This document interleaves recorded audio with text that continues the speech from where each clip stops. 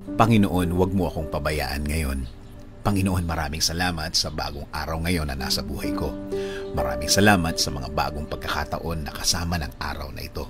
Salamat sa bagong gising ko na kasama ang mga bagong pag-asa. Panginoon, hinihiling ko po sa inyo na huwag niyo po akong pabayaan ngayong araw. Huwag niyo po akong iwan. Huwag niyo po akong pabayaang mag-isa. Ayaw ko po, Lord, ng nag-iisa.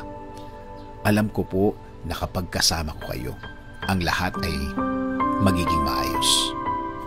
Ang lahat ay tatakbo ng maganda at tahimik. Ang isang araw na kasama kayo, Lord, ay isang araw na nasa tama ang lahat.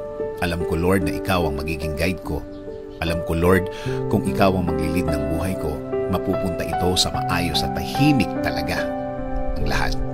Dahil alam ko na ang araw na ito ay bahagi ng inyong magandang plano.